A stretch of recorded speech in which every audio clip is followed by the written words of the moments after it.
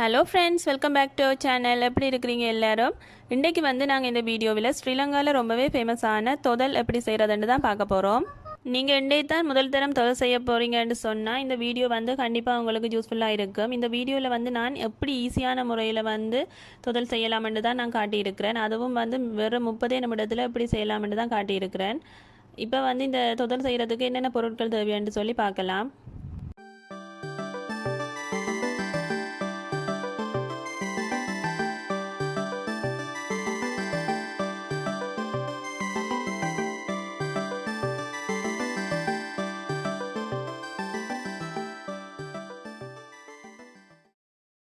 இப்போ செய்முறைக்குள்ளே போகலாம். நான் தொதல் செய்கிறதுக்கு இந்த பாத்திரம் தான் எடுத்திருக்கிறேன். இதுக்குள்ளே நான் எடுத்து வச்சிருக்கிற 1 லிட்டர் தேங்காய் பாலை சேர்த்துக்கொள்கிறேன்.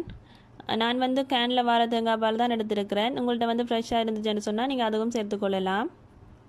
தேங்காய் பால் நல்லா திக்காக இருக்கணும். இப்போ 125 கிராம் சீனி சேர்த்துருக்கிறேன். அதோட 250 கிராம் சர்க்கரையும் சேர்த்துக்கொள்கிறேன். அதோட 125 கிராம் அரிசி மாவு, வறுத்த சிவத்த பச்சை அரிசி மாவும் சேர்த்து இப்போ இது எல்லாத்தையும் நல்ல வடிவாக மிக்ஸ் பண்ணிக்கொள்கிறேன். இப்போ அடுப்பை நாங்கள் போடக்கூடாது. எல்லாம் மிக்ஸ் பண்ணின பிறகு தான் அடுப்பை ஆன் பண்ணணும். நான் இதில் 1 லிட்டர் தேங்காய் பாலில் தொதல் செய்கிறதுக்கான அளவுகள் தான் சொல்லியிருக்கிறேன்.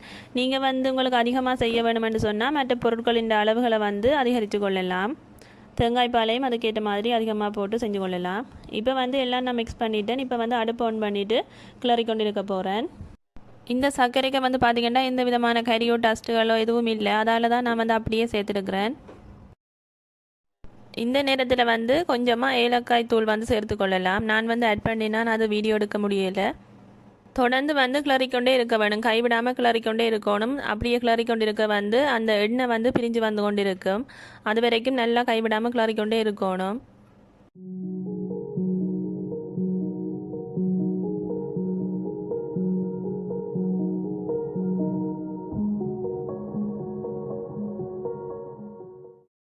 இப்போ பார்த்தீங்கன்னா சைட்டு எல்லாம் கொஞ்சம் கொஞ்சமாக எண்ணெய் பிரிஞ்சு வந்து கொண்டு இருக்குது.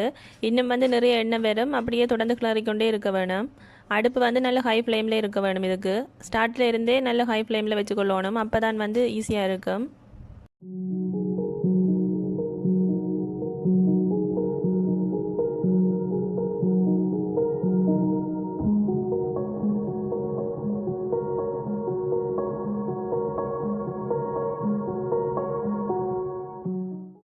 இப்போ பார்த்தீங்கன்னாவே தெரியுது நிறைய எண்ணெய் வந்துருக்குது. இப்போ நாங்கள் இந்த எண்ணெயை வடிச்செடுக்க போகிறோம். வடிச்செடுக்காமலும் செய்யலாம். ஆனால் அந்த ஹீட்டுக்கு எண்ணெய் தெரித்து கையிலெல்லாம் பறக்கும். அதால் கொஞ்சம் எண்ணெயை வடிச்செடுத்துட்டு அதுக்கப்புறமா கிளறி கொண்டு இருக்கலாம். இப்போ நான் இருக்கிற எண்ணெயை வடிச்செடுக்க போகிறேன்.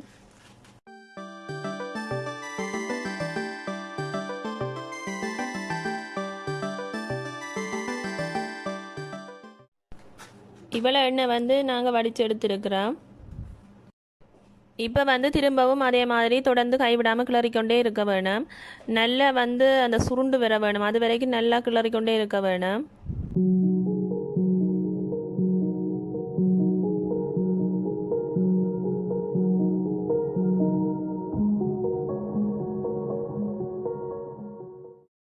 இப்போ பார்த்தீங்கன்னா நான் இதுக்குள்ளே கொஞ்சம் கஜு நட்ஸ் சேர்த்துருக்கிறேன்.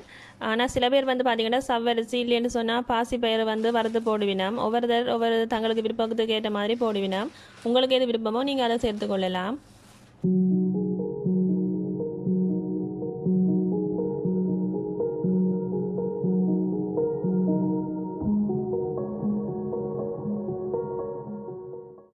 இப்போ எங்கன தொதல் ரெடி ஆகிடுது. இந்த பதத்தில் இருக்க வேணும். நல்லா சுருண்டு நல்லா இருக்குது. இப்போ இதை நான் ஒரு ட்ரேக்கு மாற்ற போகிறேன். நான் ஒரு சின்ன கேக் ட்ரேயில் தான் போட்டிருக்கிறேன். போட்டுட்டு இந்த மாதிரி ஒரு கிண்ணத்தாலேயோ இல்லாட்டி ஒரு கப்பின் பின்பக்கத்தாலேயோ இந்த மாதிரி அழுத்தி விடணும். அப்போ தான் அது நல்லா செட் ஆகும். இது சூட்டோடையே செய்திடணும். இல்லைன்னு சொன்னால் டக்குன்னு இறுகிடும்.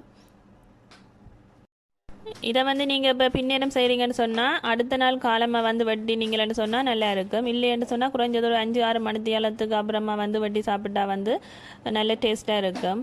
இப்போ நான் இதை உங்களுக்கு கட் பண்ணி காட்டுறேன் எப்படி இருக்குதுன்னு சொல்லி.